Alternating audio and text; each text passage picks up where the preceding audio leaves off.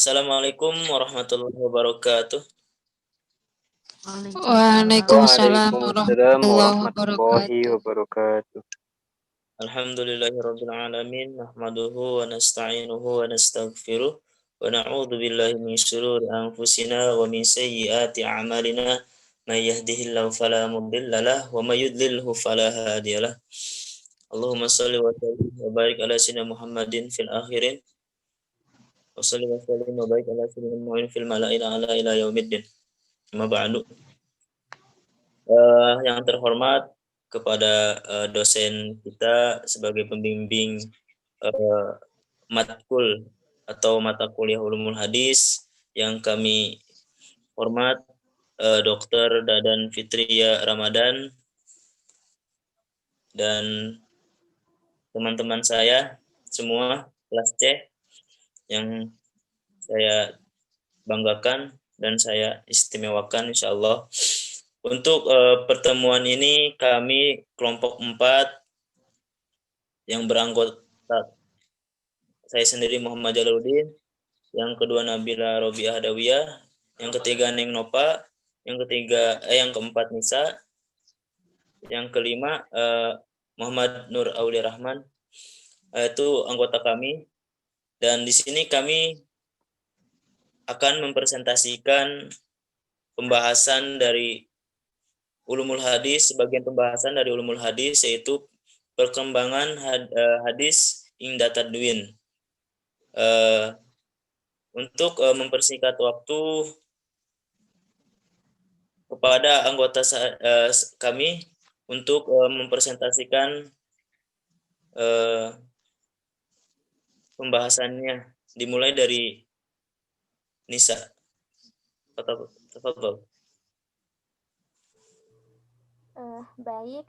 Terima kasih kepada moderator yang sudah mempersilakan saya untuk menyampaikan pembahasan pertama, yaitu tentang periodisasi hadis masa indah tadwin. Periode asar al-khitabah al-tadwin, yakni masa pembukuan dan penulisan hadis secara resmi atas inisiatif pemerintah secara umum. Sebab kalau secara perorangan dilakukan sebelum abad kedua Hijriah.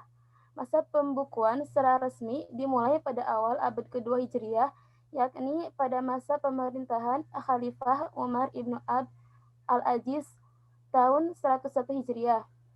Usaha ini dimulai ketika pemerintahan Islam dipimpin oleh Khalifah Umar bin Abdul Aziz atau Khalifah ke-8 dari Bani Umayyah, melalui instruksinya kepada para pejabat daerah agar memperhatikan dan mengumpulkan hadis dari para penghafalnya. Ia menginstruksikan kepada Abu Bakar bin Muhammad ibnu Amr al-Hazm atau gubernur Madinah dorongan bagi usaha pentadwinan hadis. Hal-hal yang mendorong tumbuhnya usaha pentadwinan hadis secara resmi adalah sebagai berikut. Yang pertama, pada akhir abad 1 Hijriah, para penghafal hadis semakin berkurang karena berguguran dalam berbagai peperangan. Yang kedua, periwayatan secara insan dengan berpegang pada hafalan dan ingatan keseragaman lafaz dan makna. Tidak bisa langsung sangat lama sebabnya ialah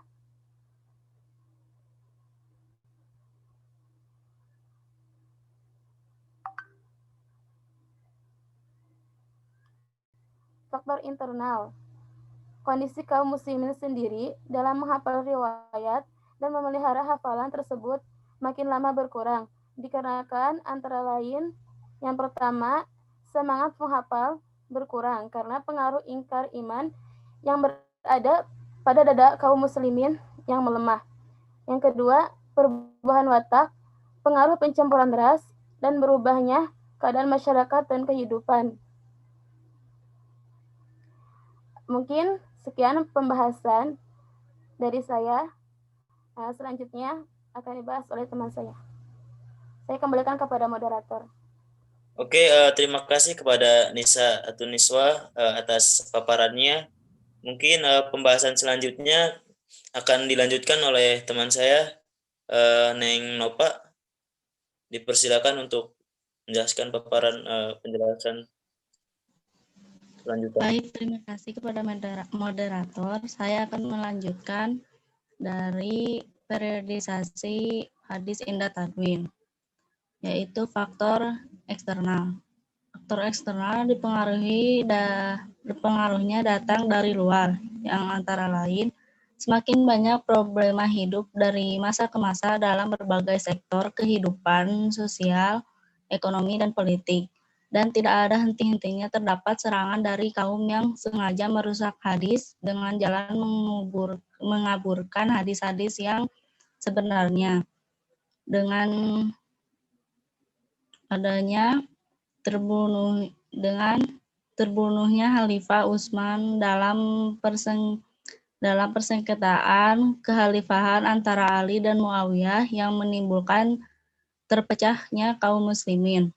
Umat muslim terpecah pada golongan Khawarij, Syiah, Murji'ah, dan Ahl-Sunnah. Maka pada akhir abad ke-1 Hijriah, pemalsuan hadis semakin memuncak. Hadis-hadis palsu yang bermotif sedekah dan asbiah semakin banyak beredar di kalangan umat, sehingga menimbulkan kekaburan bagi orang awam. Karena itu untuk memisahkan hadis yang benar dan palsu diadakan pencatatan hadis-hadis yang benar datang dari Nabi Muhammad SAW. Selanjutnya, pada masa tabi'in tidak dikhawatirkan lagi tercampurnya antara Al-Quran dan hadis, karena tidak menimbulkan kesamaan tentang Al-Quran sebagai dengan tasri yang pertama telah dibukukan, maka hadis yang berfungsi sebagai interpretasi Al-Quran secara otomatis harus dibukukan pula. Selanjutnya, perkembangan ilmu pengetahuan semakin maju karena semakin meluasnya ruang lingkup pengenalan umat dan pertemuan peradaban.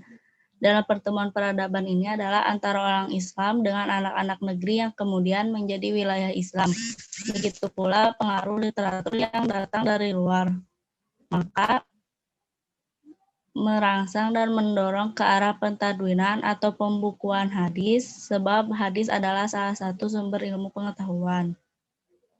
Selanjutnya, pada umat Islam sudah tersedia potensi atau sarana penulisan, pengumpulan dan pembukuan hadis, yakni kepandaian tulis baca yang semakin meluas di antara kalangan bangsa Arab dan semakin bersemangat memelihara dan membina sunnah Nabi baik dalam mencari, memahami, menghafal, mengamalkan dan menyebarkan. Dengan demikian untuk aktivitas pertadwinan hadis, umat Islam siap lahir batinnya. Selanjutnya saya kembalikan kepada moderator. Oke, terima kasih kepada teman saya yang sudah menjelaskan paparannya. Selanjutnya akan dilanjutkan oleh Nabila Robiah Adawiyah untuk pembahasan selanjutnya. Falyatafaddal mashkur. Baik, terima kasih kepada moderator. Saya akan melanjutkan dari faktor eksternal, yaitu tujuan dan faedah pentadwinan hadis. Tujuan pentadwinan hadis yang tadwin yang pertama yaitu dilihat dari segi kepentingan umat. Tujuan tadwin hadis dari segi kepentingan umat, kepentingan agama berpangkal pada masalah pemeliharaan syariat. Tegasnya, tadwin hadis diselenggarakan untuk tujuan pemeliharaan syariat Islam. Hal ini sebagaimana telah Allah jelaskan dalam Quran Surat Al-Hijr ayat 9, yang artinya, sesungguhnya kamilah yang menurunkan al-zikir atau Al-Quran, dan sesungguhnya kamu pulalah yang memelihara. Yang kedua, dilihat dari segi kebutuhan umat.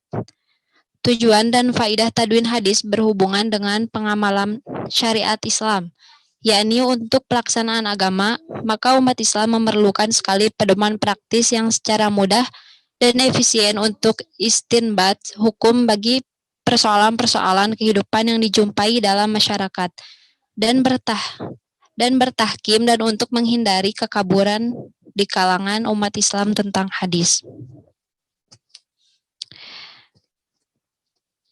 Adapun faktor-faktor yang ketiga yaitu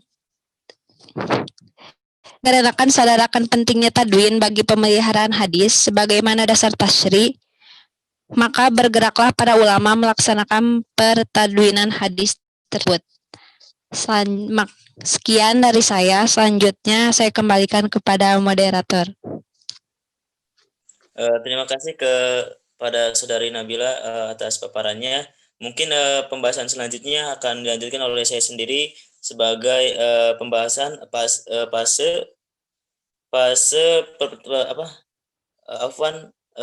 di slide-nya di next, fase pentadwinan hadis dalam indah tadwin.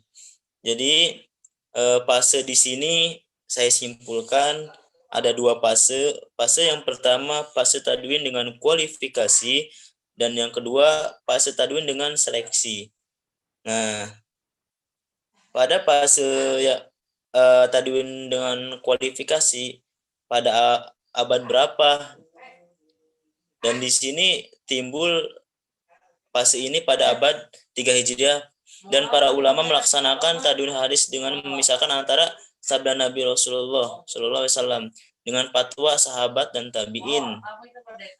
Tapi masih mencampur antara hadis-hadis sahih, hasan dan doib, sehingga lantaran ini orang-orang yang kurang ahli masih dapat secara mudah mengambil pengertian hukum atau mengetahui nilai hadis tersebut. Jadi sistemnya bagaimana? Jadi sistem penyusunan yang dipakai pada abad ini yaitu yang pertama tasnid, yakni tasnid adalah menyusun hadis dalam kitab-kitab berdasarkan nama perawi. Sedangkan dalam menerbitkan nama sahabat ada yang menerbitkan menurut tartib kabilah, ada yang menurut masa memeluk agama Islam. Jadi masa itu jadi awal yang masuk Islam itu siapa yang pertama sesuai masanya. Dan ada pula yang tidak memperhatikan tartiban tersebut. Jadi sistem tasnid ini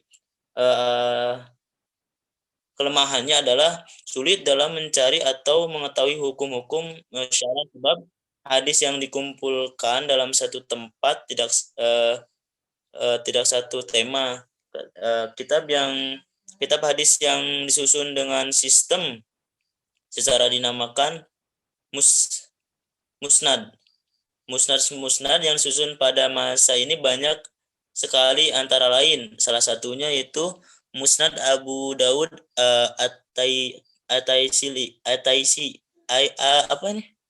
At-Tayalisi pada 201 Hijriah, itu salah satunya. Dan ada lagi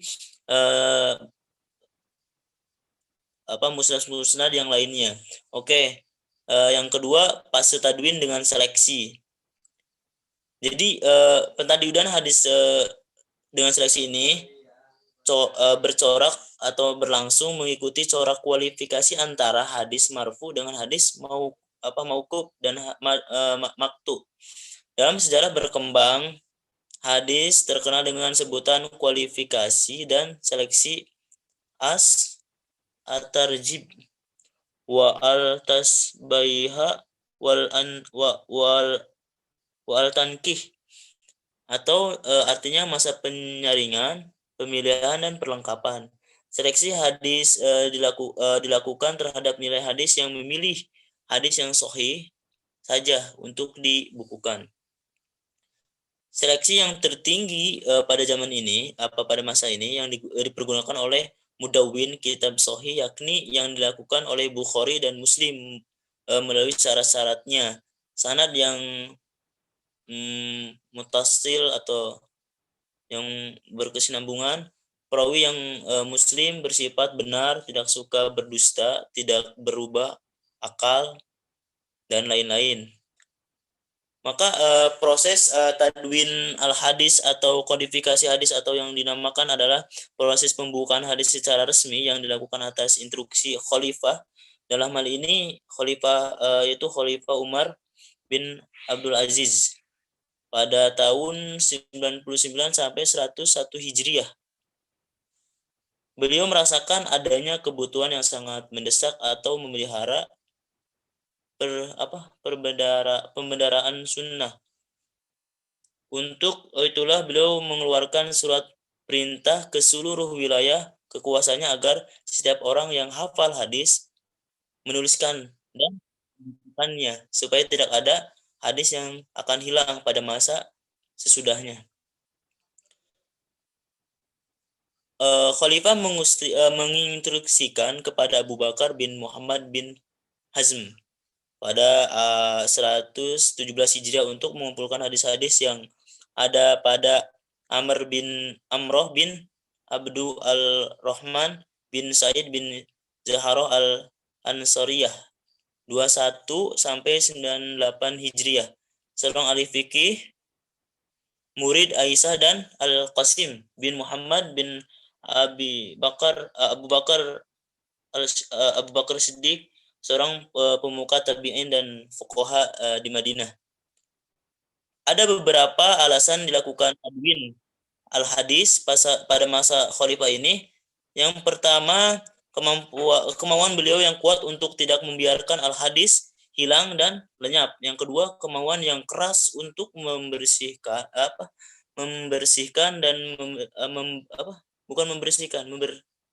untuk memelihara al-hadis dan al-hadis maudhu, membersihkan hadis maudhu karena perbedaan ideologi politik. Yang ketiga, telah hilangnya kekhawatiran bercampur aduknya hadis dengan Al-Quran, karena Al-Quran sudah dikumpulkan dalam satu mushaf, sudah jelas pada masa itu. Yang keempat, dibayang-bayangi oleh konfrontasi antar umat Islam dan non-Islam yang kian menjadi yang menyebabkan ahli hadis semakin berkurang. Sedangkan menurut Endang Swatri, hal yang mendorong timbulnya pertadwinan hadis secara resmi sebagai berikut.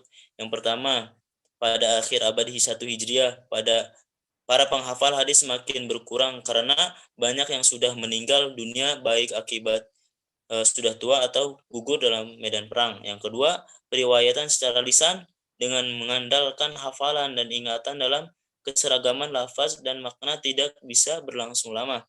Yang ketiga, mulai tahun 40 Hijriah, periwayatan hadis dikaburkan oleh timbulnya pemalsuan hadis yang dilakukan oleh orang-orang kafir, munafik, jindik yang terjadi di kalangan umat Islam tersebut.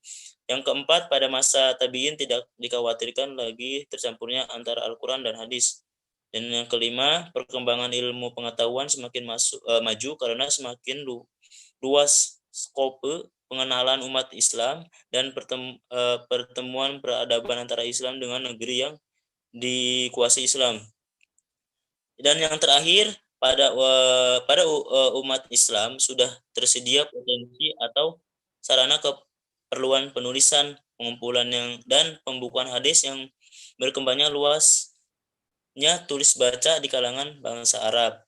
Mungkin fase-fase tersebut yang saya bisa jelaskan, dan penjelasan selanjutnya akan dipaparkan oleh saudara kita Rahman, Muhammad Nur Aulia Rahman. Saya persilahkan. Ya, terima kasih kepada moderator.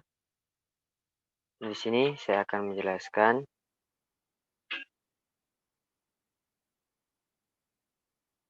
mohon maaf itu slide-nya. Kitab-kitab pada masa buat host di klik itu presentasi. Ya. Saya akan menerangkan kitab-kitab pada masa Indah Tadwin. Yang pertama ada kitab Sahih Muslim. Isi Sahih Muslim dan nilainya Sahih Muslim ialah kitab yang disusun oleh Muslim Ibnu Hajjaj An-Nasyaburi yang menumpulkan hadis yang sahih, yang bersahajah. Kitab ini terletak setelah Sahih Al-Bukhari. Muslim dalam menyusun sahihnya menuntun jalan yang sistematis yang menyebabkan kita mudah menentukan hadis yang kita perlukan karena Muslim mengumpulkan hadis yang bersesuai satu sama lain di suatu tempat dengan menyebut jalan-jalan hadis itu dan sanad-sanad serta lafaz-lafaz yang berbeda. Adapun yang kedua, yaitu kitab Sahih Bukhari. Adapun kitab Sahih Bukhari, penggerak kepada penyusunnya, Imam Al-Bukhari mengumpulkan sekumpulan hadis yang sahih sanadnya dan sejahtera matannya daripada ilat. Disusun dan ditertibkan menurut bab-bab fikih dan tafsir. Keinginannya itu dikuatkan lagi oleh perkataan gurunya Ishaq ibnu Rahawai yang mengatakan kepada muridnya, alangkah baiknya andai kata Anda mengumpulkan suatu kitab mukhtasar yang berisi hadis-hadis yang sahih. Adapun yang ketiga, yaitu kitab Sunan At-Tirmizi. Kitab Sunan At-Tirmizi terkenal dengan nama Zam'ut Turmuzi. Kadang-kadang dikatakan pula As-Sunan At-Turmuzi. Menyusun kitab jami'nya menurut bab fikih dan diisikan dengan hadis-hadis yang sahih, hasan, dan dhaif dengan diterangkan derajat masing-masingnya dan sebab-sebab kedaifannya, bagaimana At-Tirmizi menyebut mazhab-mazhab sahabat, tabi'in, dan para fuqaha. At-Tirmizi meringkaskan jalan-jalan hadis dengan jalan menyebut sebuah sanad saja dengan mengisyaratkan kepada lainnya. Di akhir kitab diterangkan illat hadis. Dan yang selanjutnya yang terakhir Sunan An-Nasa'i. Kitab Sunan An-Nasa'i ya. An-Nasa'i menyusun sebuah kitab yang bernama As-Sunanul Kubra.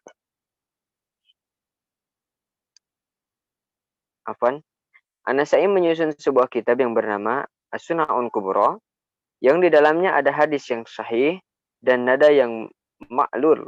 Kemudian beliau meringkaskannya dalam sebuah kitab yang dinamakan As-Sunanul Sughra dan dinamakan Al-Mujtaba. Isinya adalah sahih menurut pendapat An-Nasa'i. Kitab Al-Mujtaba ini adalah sebuah kitab yang paling sedikit hadis dhaif dan perawi yang tercela. Menurut pendapat sebagian ulama, dia terletak sesudah Sahih Bukhari dan Sahih Muslim. Ringkasannya, syarat An-Nasa'i dalam Al-Mujtaba adalah syarat yang terkuat sesudah syarat-syarat Al-Bukhari dan Muslim. Mungkin segitu saja yang dapat saya sampaikan. Terusnya saya kembalikan kepada moderator. Terima kasih.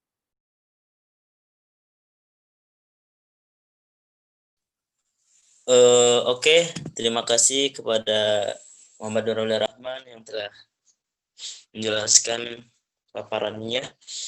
Mungkin untuk sesi pertanyaan pada teman-teman semua, nanti di Inos untuk sesi pertanyaannya, sesi pertanyaan, sesi tambahan materi, dan mungkin yang kami sampaikan kelompok 4 hanya sekian. Mohon maaf untuk kekurangan kami dalam menjelaskan, dalam memaparkan materi, keterbatasan kami dalam hal ilmu tentang perkembangan hadis indah tadwin. Mohon dimaklumi. Saya mewakili kelompok 4. Mohon maaf sebesar-besarnya jika ada kelompok 4 atau kelompok 3 ini. Afwan. Kelompok 3. Oh, kelompok 3. Afwan, kelompok 3. Saya perwakilan dari kelompok 3. Mohon maaf sebesar-besarnya untuk keterbatasan penjelasan kami dalam makalah kami. Mohon dimaafkan kepada teman-teman sekalian.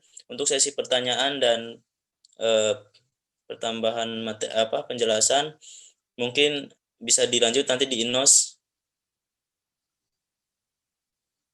Untuk pertemuan presentasi kami kelompok 3 ini dicukup sekian. Saya sebagai moderator undur diri. Assalamualaikum warahmatullahi wabarakatuh.